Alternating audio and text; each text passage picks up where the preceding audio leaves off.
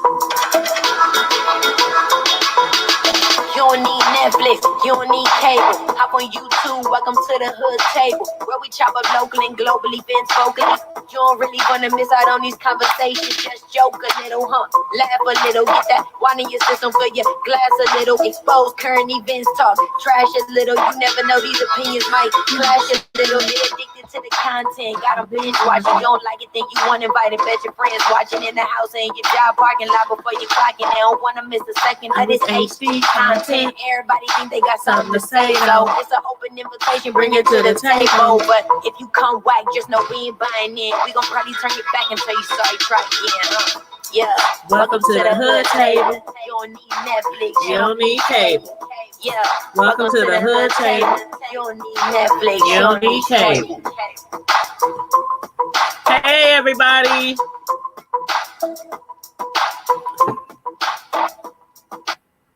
Hey, everybody. What's up? What's going on? What's happening? Happy Thursday. Happy Thursday for those of y'all who drank. Those of y'all who don't, turn up on some water like I'm doing right now. Lord have mercy. I know I was supposed to start about 9 minutes ago. I wasn't actually going to start. I was going to postpone this because I've been dealing with allergies all morning. If y'all can see in my eyes,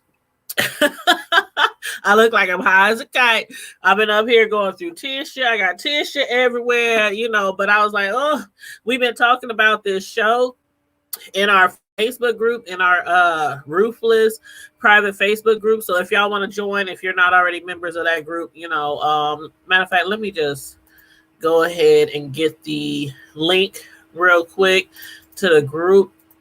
Oh my God, I hate that background sound from the laptop, from the fan, the motor of the laptop. The fan is so loud sometimes. But anyway, I just dropped the link in the chat for the Ruthless, our private Facebook group to Ruthless, where we discussed the show in there. And I had actually just posted a picture in there, and somebody commented on the picture. Let me see. I had posted some old pics and some model pics of the highest. The highest, his real name is Matt Cedino, and I wasn't even thinking, I wasn't even paying attention. I don't know why, but I didn't realize he's the same guy who starred in the TV show back in the day called Days of Our Lives, and he's also a model, and oh my God, he has a gorgeous body.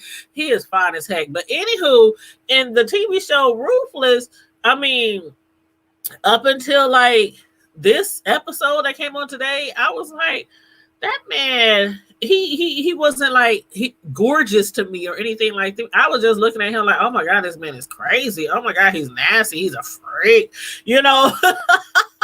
But, after I ran across his pictures and his background, I was like, let me look this man up on Wiki. He has played in a lot of different TV shows and movies and sitcoms and series, and Anywho, he is gorgeous. His body, they show like before we saw him like that one episode where we saw him laying in the bed, but he had like covers over him. But this time, like he was sitting there butt ass naked in that chair, getting a back massage and getting his feet rubbed. Or I couldn't really see what the man was doing down there at his feet, but I assume he was probably cleaning his toes and massaging his feet and clipping his toenails. And probably, I'm like, this mug. I'm like, wow, he really has these people. I don't even know what to call it. I mean, these people are really, is it just brainwashed? I mean, I don't know. But anywho, y'all let me know what y'all thought about the last episode, and we'll discuss it. And again, if you're in the Facebook group, I'm going to read some of our comments that we've been posted in the Facebook group about this show as well. But please feel free to drop down in the chat and let me know your comments. I have like an hour to do this review because I'm on my lunch break. So we're going to start and just skip right through this. But anyway, excuse me again for my sniffles, but allergies. So This is season 7 review of this is season 1 review of episode 7 of The Outsiders. Now, at the beginning of the show, you can see that Ruth, she's really determined. Before, I thought like all the previews to the TV show and everything, I'm like, how the heck is Ruth gonna get her child out of there when she keeps acting like she's whipped, she's brainwashed, totally like turned and flipped in this group. But then we finally are starting to see how determined she is, to get out of there and to get her daughter out of there and to get Tally away from the coat like expeditiously. But regardless of what Ruth was telling Tally, she wasn't the least convinced as far as Tally. She wasn't the least convinced, and she's still not convinced that Andrew is no longer on her side. And just like Tally was brainwashed, Ruth was once brainwashed. So she believed, Andrew as well. But not only did she believe that the highest has got to him, but Tally also believes that the highest has forced himself onto Andrew to be cleansed by him or to be seated by him. But of course, most of the men who's already in the cult, they wouldn't see it as a force. They wouldn't. But the people who's already, in the cult and deep in the cult and brainwashed, they just see it as it's your turn. You've been chosen. You're special. You mean a lot to him. For you to be seated and for you to be cleansed, which is the same thing. But I don't know. He tried to make it sound like it's such a, experience. It's such an experience for you to be chosen because you're being cleansed. But anyway, he just doing what he want to do with all those men because he love him some fellas. But anywho, in the meantime and in between time, Tally's task per Ruth is to go to the children so she can look for a way to get Ruth's daughter out of there away from the cult. But I wonder if they're going to get all the children or if they're just going to get Ruth's daughter. I'm thinking that it's probably just going to be Ruth's daughter, but you never know. They might be like, okay, we don't want none of these children to suffer at the hands of the highest and any of his other, followers. So they might, try to take all the kids. But Ruth's task is to find out if Andrew really has been cleansed, because Tally is convinced that Andrew has changed. And, I guess by being cleansed or seated by the highest and Andrew not stopping it from happening, that to Tally makes her believe that Andrew has turned on her and that he is really, really a part of the cult now. So we shall see. But surprisingly, Ruth, she seems, from what we knew of her before, she seems to have now a lot of strength, a lot of determination, a lot of confidence in herself and in Tally. She was like, that line that she gave, that she delivered to Tally, she was like, girl, you remember we used to be some bad bitches when we was out on the street? Like, come on, girl, you can do this. We can do this. We got what it takes. We used to be some bad bitches out on the street. Because you remember they was out on the streets. They used to be drugs, prostitution, stuff like that. But they was some bad bitches back on the street, I guess. From what Ruth is trying to say. But yeah, I was cracking up. But yeah, she kind of, I guess Tally needed a pep talk from her and telling her that we used to be some bad bitches when we used to be on the street or back in the day. I think that did it. So anyway, she was like, girl, we was out there like that. But when Ruth was walking with Andrew, she had no qualms. She wasted no time, when she wanted to ask Andrew about, being seated by the highest, because Tally was like, you got to find out. I'm going to try to find a way to get these kids out of here, but you got to find out if my man has been seated by the highest. So she wasted no time asking him, Andrew, the look on his face. I don't know if it was more of shock or anger or embarrassment, but he was stunned. He was definitely stunned. He was like, what is you talking about? What do you know? Who done said something to you? I mean, he didn't understand why she found out, how she found out. And, for two reasons.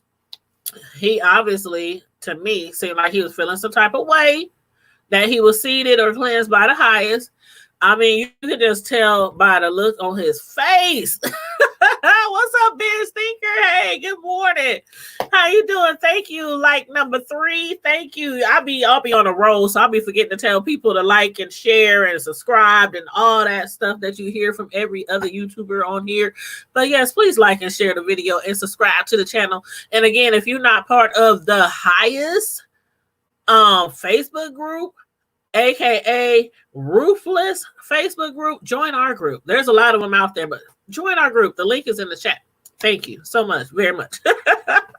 But yeah, so again, comment in the chat. Tell me what y'all think about anything that we talked about or anything that we had, mentioned in the group. Matter of fact, I'm gonna read some things that people been saying in the group. Let's see. Okay, let's see. I'm not gonna read the people names just in case they don't want me to say their names on here. But let's see. Excuse me. Somebody said it's about to get real interesting. They all know that Brian is onto them thanks to Tally. So that's probably when, Brian and the sheriff came to snoop around the compounds. And then somebody said, yes, just got finished watching. Brian's giving himself away too fast. And somebody else said, I think he had no choice but to ask them the kind of questions he did, because there's no telling if they would have probable cause to go back on site again. And I believe that is true. Brian, he was digging. He would not stop the sheriff. I'm like, what the sheriff doing? He's over there sitting there having cookies and tea, or sandwiches, and even though he said he wasn't hungry. But I'm like, he ain't asking no questions. He ain't doing no investigating.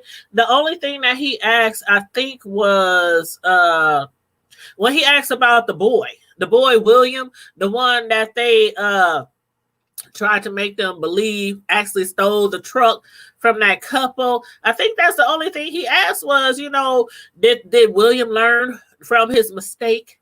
Did he learn his lesson not to steal people's trucks? Stuff like that. But other than that, I don't think the sheriff really did much. It was mostly Brian going around the compound asking people questions. He was the one who said, can I speak to somebody, one of your members privately? And Mother, I can't stand Mother, but Mother was like, sure, let's go over here. Let's talk. He was like, not you. I'm talking about her. He wanted to talk to Tally. I was like, oh Lord, did he choose the wrong one? I thought Tally was, I didn't know what Tally was going to do when he asked Tally, could he talk to her? But he pulled Tally to the side, and y'all got to keep in mind, Tally, she got put on this front. She'd have been beaten. She'd have been mollywalked. She'd have been monkey stomped. She'd have been dog walked by men, by Rue. She's been starved. She's been going through a lot. And locked up in that I forgot what them containers, locked up in that container. So she has to prove to the highest and to Mother that, she's back on board, with the laws of the land, the compound, that she's basically, I think, we haven't seen it yet. Excuse me for the sniffles. My allergies is acting up today. But we haven't seen it yet. But they did mention in the past that somebody had went missing besides Andrew. So I don't know if they, like, when people turn on them, that they kill them. Then remember the chick that they said had tried to run off and get help, and somehow she was found ran over by a train. She was ran over by a whole train. I'm like, somebody done pushed her in front of a train, or they done tied her to the train tracks, but she ain't just got ran over by a train. So I do believe that they be killing people, when they try to get away, or when they try to get help or get rescued. And Tally was telling Brian, he said, you being here can get me killed. You can get me killed, bro.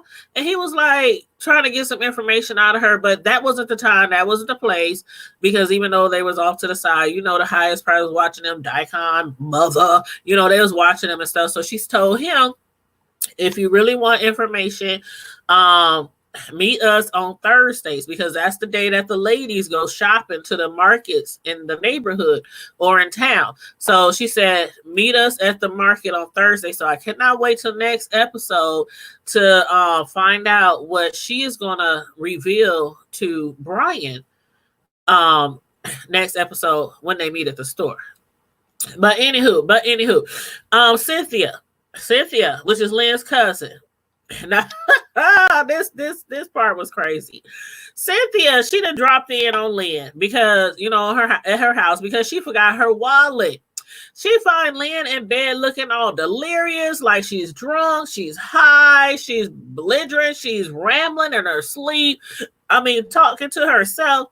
Cynthia was like, "Girl, what the hell is wrong with you?" She was just talking in her sleep, and Cynthia didn't understand what she was saying. She was like, "Where do you want to take me? Let's just go for a ride." I'm like, "Where is she taking this child?" Lynn talking about she want to go to the zoo. She was like, "I want to go to the zoo." Whatever she licked on that paper, I mean, it had her. I mean, she was doing the most. It was so funny though. But instead of taking Lynn to the zoo, she took her to the hospital. So while Cynthia was at the hospital to find out what the heck was wrong with Lynn, the doctor informed her that she was on LSD. Of course, she was. Of course, like they putting all kind of drugs in them people up there to keep them, I don't know how to call it, tamed per se, or keep them wanting to come back, keeping them wanting to chase this high, because Lynn, once she got high the first time and they put all that stuff in her, and I think Daikon, I don't know if he had sex with her. No, I'm still like, was it him? Was it just him? Was it other men? Was it because the way they said she had bruises on her and all kind of stuff? I'm like, how'd she get all those bruises on her if she was high and she was drugged up for them to have sex with her? Or was it just one? I still have questions about that. So y'all let me know what y'all think about that. But anywho, the doctor told her that, but the doctor couldn't tell her nothing else because, she wasn't her husband. She was, they just can't release all kind of information to people, even if you did bring them to the hospital because, concerned about their health. But anyway, while they was there doing that, her husband, Brian, and the sheriff, they had made plans to go to the camp. I'm thinking the sheriff is going to be more inquisitive, with trying to find out what's going on. And this again makes me feel some type of way. Like, we know there are some people in that town who are in the back pocket of the cult. And like for instance, when Andrew was talking to Daikon, and he was like, "How did the highest find out I was married?" And even Daikon was like, "You never told me you was married." And Andrew was like, "Yes, I did tell you I was married. We was right here when I told you I was married." And I don't know if he really told him he was married, but he certainly convinced Daikon that he told him when he first got there to the compound that he was married. But Daikon was like, "Well, why didn't you tell me when your wife was here?" And, when she was looking all suspect, I mean, they could have killed that woman for all we know for snooping on their compounds. But anywho, he was like, because that's my past. That's my past, and that's not my life anymore. And I've moved on, and I'm a rock of fun. Whatever they call themselves. But yeah, so he was like, "How did the highest know?" I'm convinced that there's somebody probably in the town who is probably looking up information, probably doing background checks, investigating the people who are in the cult or brought to the cult or trying to become a part of the cult.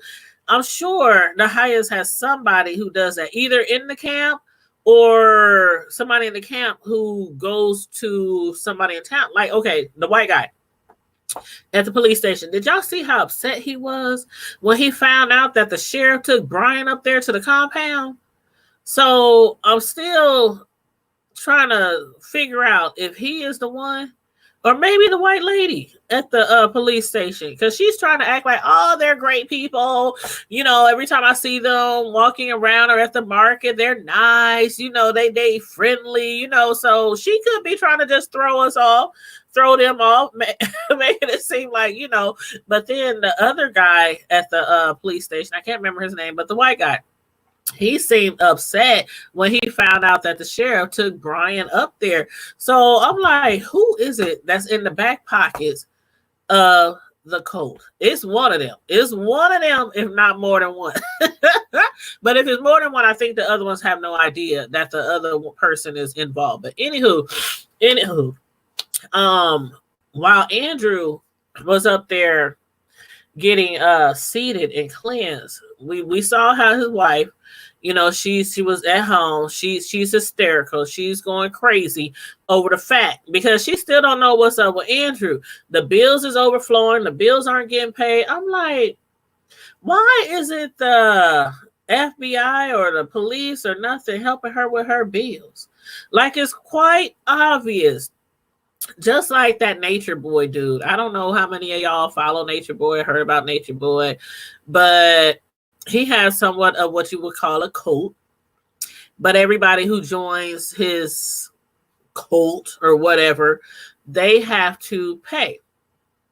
If they have money in the bank, they have to bring their money. They have to, you know, you can't just come up there. You got to have some kind of money, because they got to have money to live off of, money to survive, you know, to take care of all those people. So I'm assuming that the highest, like, withdrew all their money, or had Andrew withdrew all their money and depleted their accounts. I don't know who did it. I don't know why they did, but that's just what I'm assuming. Y'all let me know what y'all think about that. But anywho, the scene when Daikon stepped into the quarters of the highest, I posted some pictures. Again, I posted some pictures in our private Facebook group. Pictures of the man who is playing the highest. That man, his body, he is just, I mean, he's truly gorgeous. I had literally forgot this was the man that used to play in that TV show Days of Our Lives. He's been playing in so many different shows, and he's usually like really gorgeous in his hair and his body and everything. But in this show, he just looks like some crazy maniac. So I didn't even get the connection. So today, for some reason, I was like, let me look on Wiki and find out who this man is that is really playing, you know, the highest. And then I looked it up and saw that, okay, all right, I see that's where, because he looked familiar, but I couldn't put my finger on it.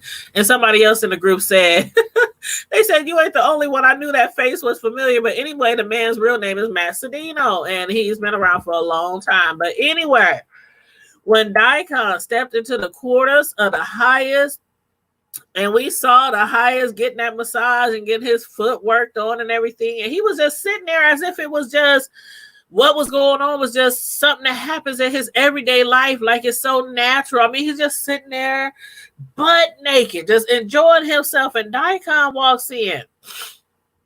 After he dismissed the other guys, Daikon, he helped the highest get dressed. He was detangling his hair and all that. Then we find out Daikon, we had mentioned before how we thought he was jealous of Andrew. The highest said, you're jealous. You're jealous of Andrew. And he's like, how you know? Oh, the highest knows everything. That's like his favorite word. The highest knows everything. So even though Daikon has been with the highest for over 12 years, Daikon is scared that the highest is planning to replace him with Andrew. So while tonguing down Daikon, the highest, you know, he reassured him that he would never replace him. And Daikon and Mother assures the highest that she and Daikon, along with the rest of the cult, will do their part to ensure that they protect the camp when the sheriff comes snooping around. But one question I asked in the chat, not in the chat, but one question I asked in our Facebook group, I said, what do y'all think about that comment Daikon made to the highest when the highest realized Daikon was jealous of Andrew? To me, it kind of sounded like the highest has put other men before Daikon in the past. And Daikon, to me, seems like the highest bottom bitch. Now, y'all let me know. Y'all let me know. Somebody responded and said they think the highest actually brought out the child in Daikon. That's what they said. Do y'all agree? Let me know. Let me know how y'all feel about that. But he's been there for 12 years. 12 years with the highest. And obviously he's in love with the man. This isn't just like the other guys on the compound. They don't look at the highest like that. They don't talk to the highest like that. They aren't as protective of the highest like he is. So it's, you can just see he's in love with the man. But I was like, oh, I don't get it though. I don't get it. What's the connection with him and Lynn? Like, for a minute, I was thinking like he liked Lynn, or they had some kind of context, some sparks, something. So I don't know. I can't wait till to get to the point to where we finally find out what really actually happened to Lynn. Besides, we know that she has sex. We know that she was drugged. But I want to know what exactly, who did what to Lynn. That's what I'm waiting on to discover. But anyway, that scene when he was in there, oh my God, and he stood up in the highest, his body. I mean, he looked like maybe a athletic track star or something. I mean, just muscles from the ankles up. I was like, oh God, he is. I see why Daikon is so jealous of him. But then, Andrew, when he found out that Clark had found that picture that fell out of his wife's wallet, and the picture had Andrew and his wife on it, Daikon, y'all see how Daikon just popped up out of nowhere? He just came out of nowhere talking about, that's what he was saying, I didn't know you were married. Why you didn't tell me you was married? But again, Andrew convinced Daikon that he did tell him that he was married. But even though Andrew sounded pretty convincing, or, convincing enough for Daikon, the crazy part was Daikon finds it, hard to believe that Andrew didn't know why the highest knew the lady was his wife. It's like, how's the highest finding out all this information? Again, I think somebody is secretly doing some investigation, some snooping around on all the people.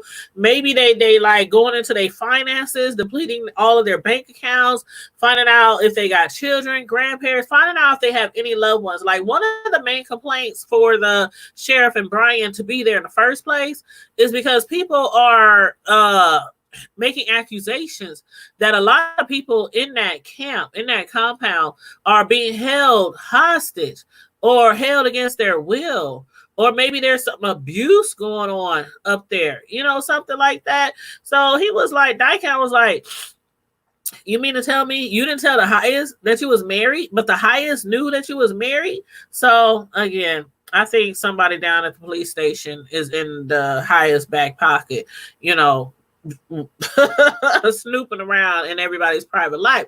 But the part when the sheriff showed up, that part when the sheriff and Brian first got on the compound, Lynn's wife, the entire, Brian, Lynn's wife, the cop, him, when he showed up with the sheriff, the entire cult, they were standing around, they singing, they dancing, they chanting. It was like, we are the Raku, Shah Ba Shah. We are the Raku, Yasa Ra. They just kept chanting it over and over and over and over again. I was like, they really putting on a show, making it seem like they're all on one accord, that this is a peaceful organization per se. But then, they offered them snacks and, one question here. As far as mother, when she was offering the sheriff something to eat, and he was like, no, I'm not hungry. She was like, really butthurt about it, because she said, I made this food specifically for your visit. So immediately I start thinking, was she trying to poison them? Was she trying to put some food in them, with some of those drugs and all the other stuff that they, be giving people? I'm like, was she trying to poison him? Or was she really sincerely just wanted to feed the man, wanted to give him some snacks. But then the part when Brian was walking around the compound with Andrew, and Brian wanted to look into the what do you call them? Those containers where they was keeping tally. And Andrew was going off. He was getting mad, talking about you just being so nosy. Why you want to look all around the whole place? Da, da, da, da, da, da. And I'm thinking maybe he thought that there was still going to be some remnants of tally being in there, like some scraps of food or something showing that they are keeping people locked up in containers in there. But then Daikon comes out of nowhere, just walks up out of nowhere, and he tells him, let the man see the container. Matter of fact, open up everything. Let him see everything. So when they was talking, when it was just Brian and Andrew, and they were trying to, figure out if they knew each other, because Andrew was like, dang, you look familiar.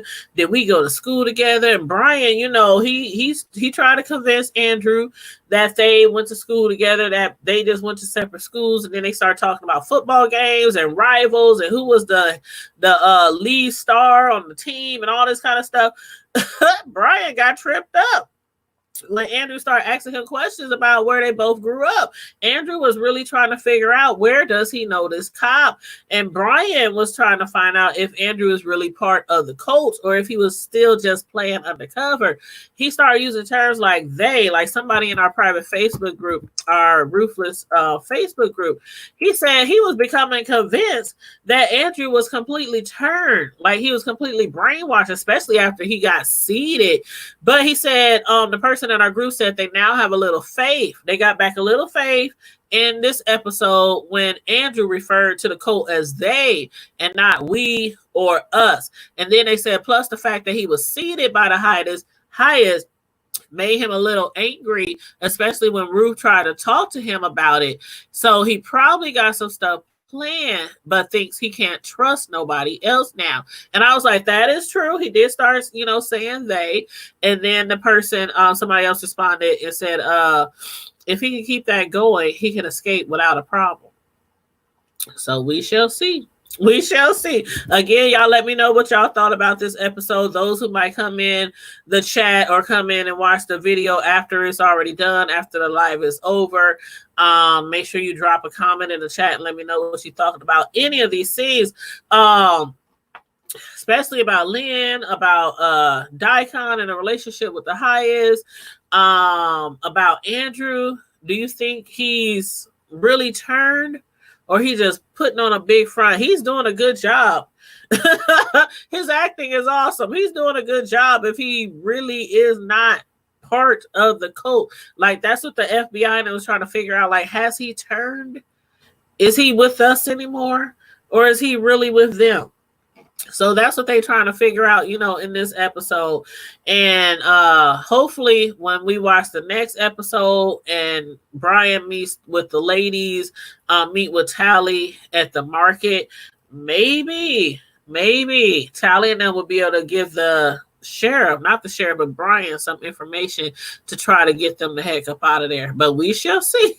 I'm looking forward to the next episode, you guys. So again, make sure you guys like the video. Make sure you share the video. Make sure you subscribe to the channel if you're not already subscribed. And again, we have some Facebook groups. So if you're interested in joining our Ruthless, Tyler Perry Ruthless BET TV show fan group on Facebook, make sure you click that link in the stream and click join the group, and then you just got to answer a few questions, saying you'll abide by the rules like not being rude to people, not bullying, just rules like normal Facebook group rules. So if you're interested in joining that group, please join that group, Ruthless. We also have another group, excuse me, the Hood Table group, which is just like our The Hood Table YouTube channel. So we have a The Hood Table Facebook group. We talk about different things in there, things going on in the hood, my hood, your hood, every hood, things going on in the news and the media. We talk about a lot of stuff in there. And then for our Friday night lives that we do on YouTube, where it's no topics off limit, no holds barred, Friday night live sessions every Friday night at 9 p.m. Some of the topics that we have discussed like during the week or whatnot, we bring up on the Friday Night Live and we invite people onto the screen. We can have up to 6 people onto the screen. All we do is drop a link in the chat. Anybody can jump on the screen and actually be on the screen with us discussing different topics. So if you want to join the Hood Table, I'm going to drop that link in there right now to our The Hood Table Facebook group.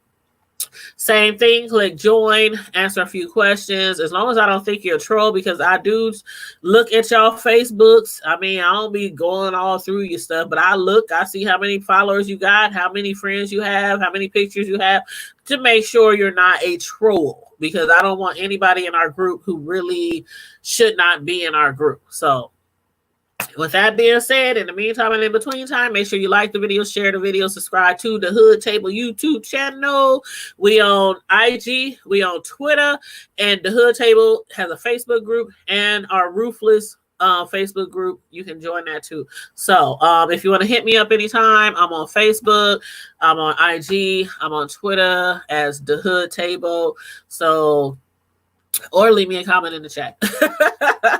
Thank you guys so much for tuning in. I still got a little time before my lunch is up, like 17 minutes. I'm gonna grab me a bite to eat. I am working from home, like most of the world right now, and so I'm gonna get back to work after my lunch is up. And I hope you guys all have a blessed day and have a great weekend. And don't forget, right here on the Hood Table tomorrow night is Friday Night Live. We got some topics lined up, but again, there's no topics off limit, no host bar. So if you got topics you want to send me or you want to bring up while we're live, feel free. That's what Friday Night Live is all about at the Hood Table. So I'm going to get out of here, you guys. Stay safe, be blessed, and remember to remain healthy as possible. Wear the mask when you're going to the store. Wear the mask when you're going to get your breaks done, to the dollar store, to, you know, wherever you're going. Make sure you got the mask. Make sure you got them hand sanitizers, and try to be healthy and remain healthy so you don't get the Rona. I'm out, you guys. Have a good day.